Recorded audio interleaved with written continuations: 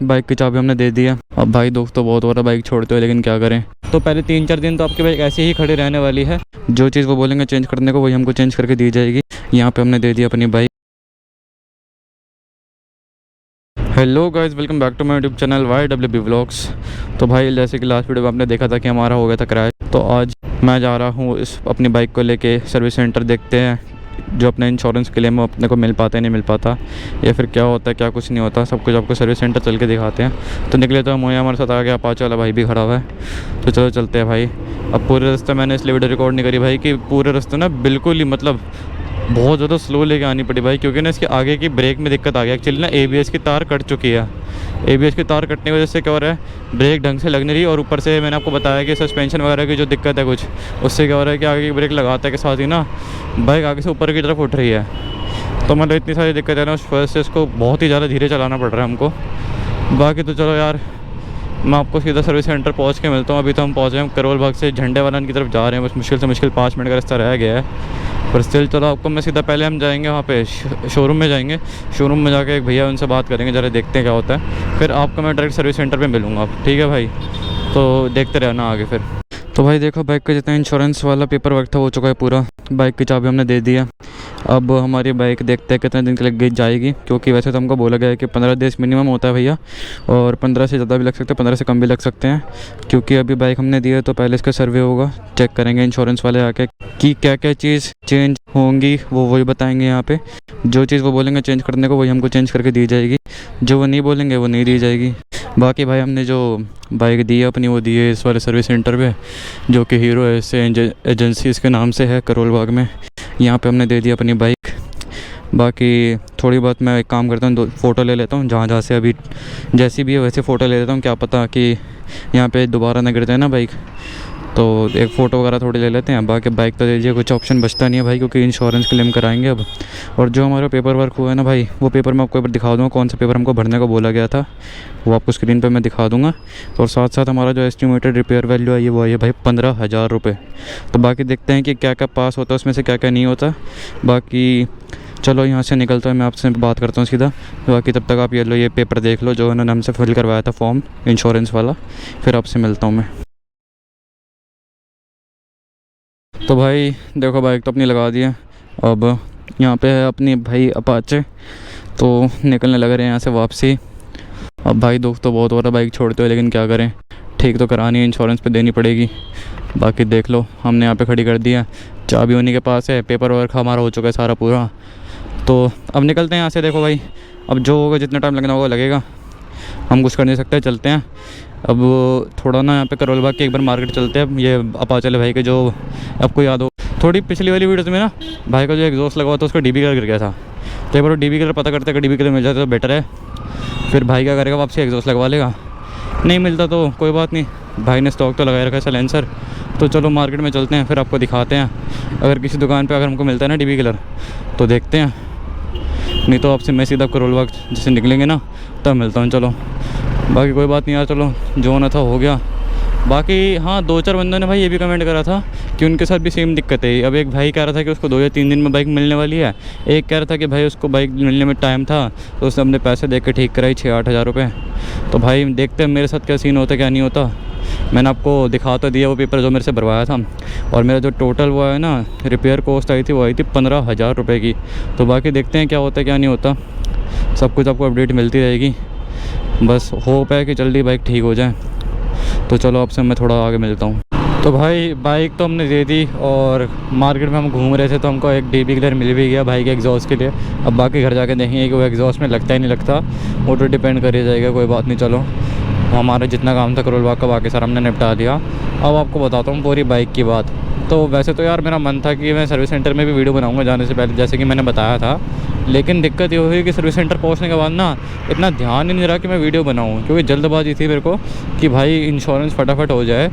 क्योंकि ना जैसे जैसे दिन से रात होती है ना, वैसे वैसे ये थोड़े ढीले पड़ जाते हैं सर्विस सेंटर वाले। तो मेरे को ये था कि जितना जल्दी ये क्लेम वगैरह मेरा प्रोसेस पूरा कर दो उतना बढ़िया है। तो उस वक्त मैं वीडियो बनाना ही भूल गया, तो मैंने फटाफट अपना क्लेम प्रोसेस पूरा कराया। तो हमारी बाइक में जो दिक्कत उन्होंने बताई वो तो देखो, आपको स्क्रैचेस वगैरह तो मैंने सारे लास्ट वीडियो में बताए थे, लेकिन जो मैंने आपको बताया था ना हैंडल वाली दिक्कत, वो कह रहे हैं कि सस्पेंशन की तो कोई दिक्कत नहीं, वो ये कह रहे हैं कि आपको जो हैंडल वो ढीला हो चुका है और टेढ़ा हो चुका है।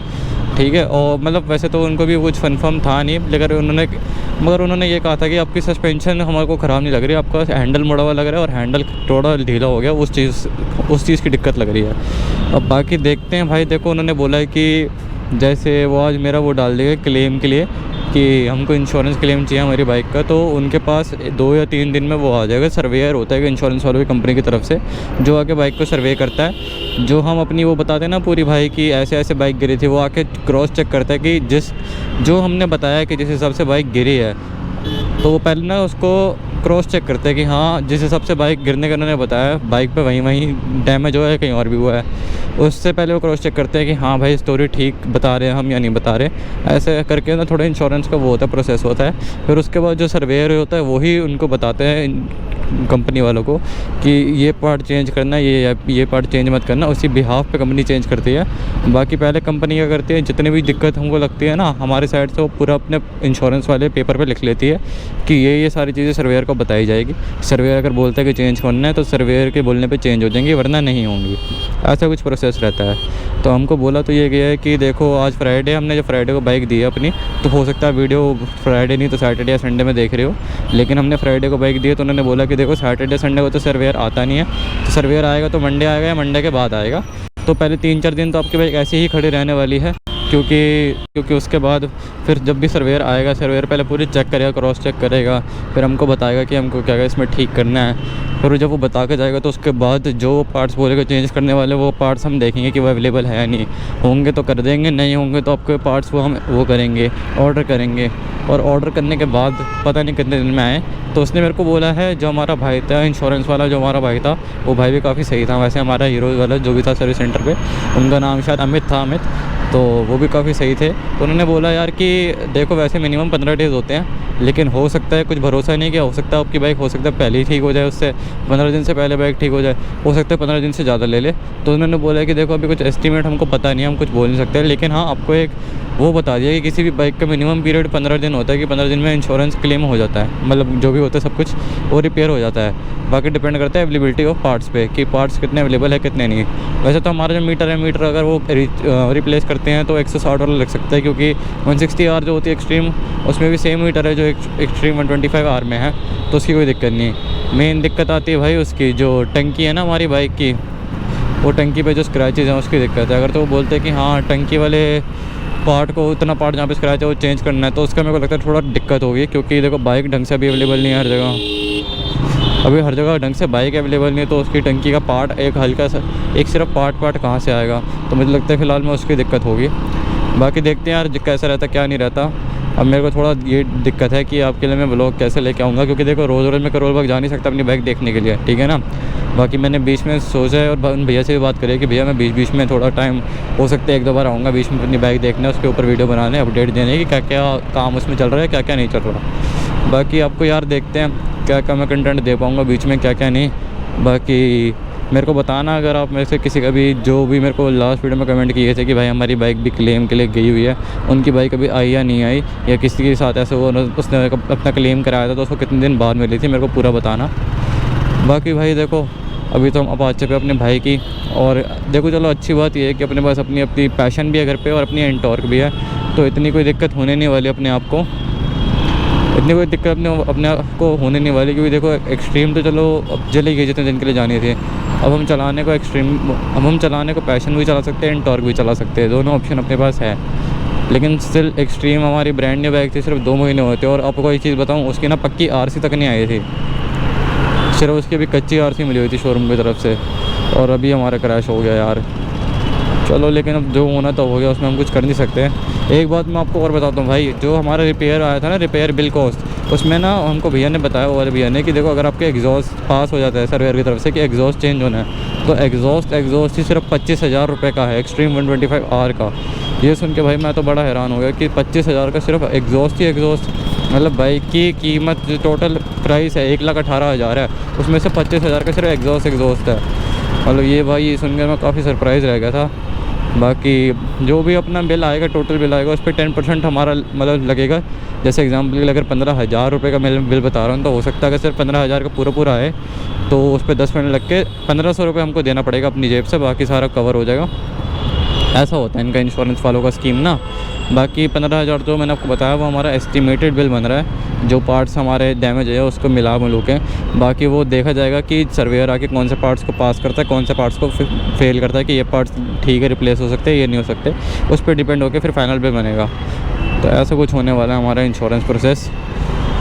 तो भाई देखो, चलो मैंने आपको कहा था कि जब हम जाएंगे अपनी बाइक देने के लिए सर्विस सेंटर पे तो उसका पूरा व्लॉग आपको मिलेगा।